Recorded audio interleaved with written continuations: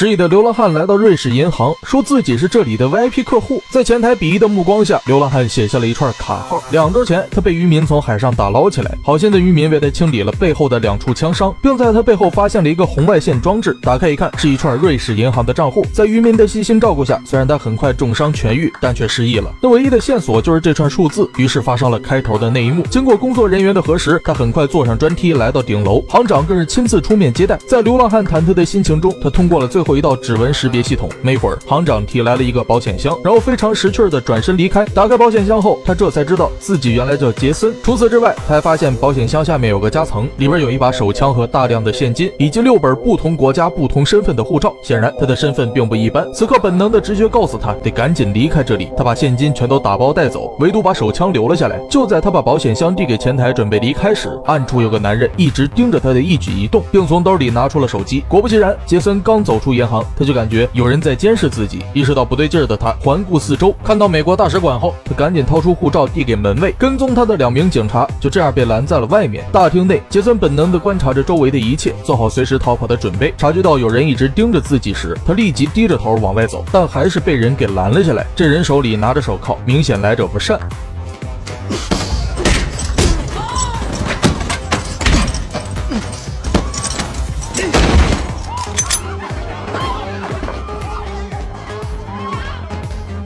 安保人员堵住了大门，他只好顺着楼梯往上跑，遇到保安拦截，他一拳猛击对方裆部，将其放倒。临走前还不忘顺着对讲机掌握安保人员的动向。得知所有的应急通道全都有人把守后，他来到天台，一脚踹开铁门，铁架下面无路可走，他只好踩着铁架往上爬。可铁架年久失修，根本承受不住他的体重，导致手里的背包滑落掉到了下面。更糟糕的是，大批的警卫已经摸了上来，他赶紧扶着铁架往下爬，躲在墙壁凹处的视野盲区，成功逃过一劫，没有被警卫发现。看着下面掉落的背包，他顺着墙壁的凹处一点点往下爬，有惊无险地跳了下来。随后在一处小巷子内，他遇到了女司机小美。刚才在大使馆里边，他听到小美在为钱发愁，于是拿出1万美刀，让小美开车送自己去巴黎，并承诺事成之后还会再给他1万美刀。那面对着泼天的富贵，小美自然不会拒绝。然而他不知道的是，在某个秘密办公室内，中情局已经盯上了他们。原来杰森是中情局的顶级特工，在执行采石计划，刺杀法国政客老黑时失手，导致老黑反将一军，公开威胁中情局扶他上位，否则就把美国刺杀他的证据公之于众。杰森的失联让上司克里斯以为他叛变了，于是下达追杀令，干掉杰森。小美因为搭载杰森也没能幸免。还不知道大祸临头的小美和杰森聊得非常开心。对于杰森主动说出了自己失忆这事儿，小美对他颇具好感，以至于小美跟着杰森一起回了家，打算来波深入交流。这时谨慎的杰森突然察觉到不对劲儿，拿起厨房的水果刀。男人微微一笑，刚准备和面前的女人来波深入交流，就突然意识到了不对劲儿，朝着旁边的阳台走去。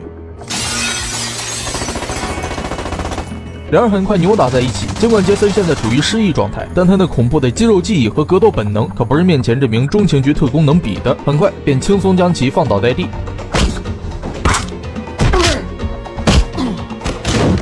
杰森知道此地不宜久留，赶紧带着小美离开，却没有注意到路人中有个老头正在监视他们。车内，杰森不想连累小美，于是把自己的护照给她，让她立刻去警局举报自己，撇清关系。但小美知道这已经没用了，她从刚才的特工身上发现了一张通缉令，上面早有了他的照片，她跳进黄河也洗不清了。更糟糕的是，周围突然出现了大量的警察，意识到暴露的杰森猛踩油门，一个倒车漂移改变方向，在狭小的路段上演了一波惊险的速度与激情。好在杰森车技够硬，很快就甩掉了警方，躲进了一处不知名的地下车库内。随后2人找了家旅社休息，杰森为他剪去长发，改变了形象，这是掩人耳目最好的方法。孤男寡女共处一室，犹如干柴碰上烈火，那自然免不了深入交流一番。次日，杰森通过调查发现，他曾以凯恩的假身份入住过一家酒店。可当他拨通酒店前台的电话，询问关于凯恩的信息时，前台就告诉他，凯恩2周前就已经去世了。为了自己之前在酒店里的通话清单，杰森制定了一系列的周密计划，并让小美去酒店大厅踩点，帮他弄清里面的布局。然而就在杰森拨通电话准备展开行动时，却突然发现小美站在了自己身后。杰森有些不解，问他哪里出了问题。小美表示这一计划实在太麻烦了，于是他直接找到前台，谎称自己是凯恩的私人助手，让前台帮他复印了一份通话记录和入住信息。看着小美那单纯且无辜的眼神，杰森大脑宕机，愣在了原地。缓过神后，他找到了一个公用电话亭，按照通话记录挨个拨打。经过一番筛选，最终将目标锁定为巴黎的一家安保公司。而当他找到安保公司的经理后，经理告诉他，他曾上过一艘游艇。杰森在名单中看到到了政客老黑。恰巧此时小美这边也有了惊人的发现，她查到凯恩的尸体在陈尸所，可杰森就是凯恩，那尸体又会是谁的呢？于是他们来到了陈尸所买通值班员，可打开冰柜后发现尸体竟然不见了。杰森立即找到来访记录表，发现来看尸体的人里面竟然有老黑。然而当他赶到老黑家门口时，这里站满了警察，老黑遇害了。原来那具假的凯恩尸体是中情局用来糊弄老黑的。当老黑发现尸体背后没有弹孔后，便知道尸体是假的。无奈之下，杰森的上司克里斯找派出杀手暗中干掉老黑，避免采石计划暴露。除此之外，克里斯还掌握了杰森和小美的动向，提前在他们居住的旅店安排了埋伏。谨慎的杰森有所察觉，提前带着小美跑了，而小美则带着他躲到了乡下的一个朋友家里。但他们不知道的是，中情局早就派人守在了这里。他拿着喷子走出门外，一枪打爆了不远处的油桶，利用爆炸产生的黑烟来阻挡狙击手的视线，然后朝着山上跑去，拉近与狙击手之间的距离。狙击手拦截无果，赶紧收拾好东西来到杰森的必经之处，蹲在草地里埋伏。杰森看破了他的小伎俩，举起喷子朝着天空开枪，让受惊的鸟群从草地飞起，利用鸟叫来掩盖自己的位置。狙击手知道自己暴露了，从包里拿出手枪，打算硬刚。躲在暗处的杰森发现他的行踪后，直接快步上前将其一枪干掉。随后杰森把所有的钱都给了小美，让她找个地方开始新的生活，打算独自解决这一切。尽管小美很不舍呀，但她心里明白自己留下来也只会是杰森的累赘。送走小美后，杰森从狙击手包里找到了一个电话，并拨通了里面的号码。接电话的是杰森的上司克里斯。杰森约他在巴黎的新桥见面。他随后来到一处制高点观察，发现周围全都是埋伏的特工后，他便在特工汽车的尾部放了一个追踪器，然后打电话取消了这次见面。有些恼怒的克里斯只好坐上车前往秘密基地，销毁有关采石计划的文件。杰森则是根据 GPS 定位找了过来。等到夜幕降临，他顺着管道爬上2楼，在房间里挟持了克里斯，并质问他为什么要追杀自己。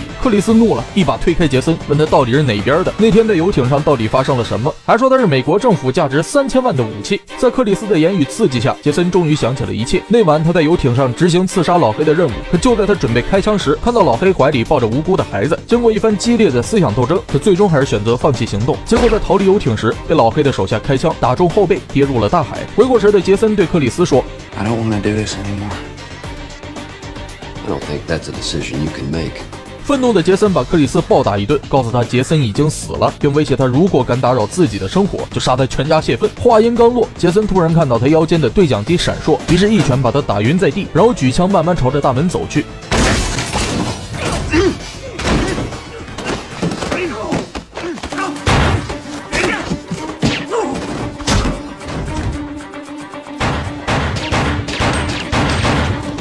就在他放松警惕时，楼下突然有人拿着枪疯狂扫射，强大的火力压制让他不敢冒头。听着逐渐逼近的脚步声，杰森看了一眼面前的尸体，一个大胆的想法在他脑海里浮现。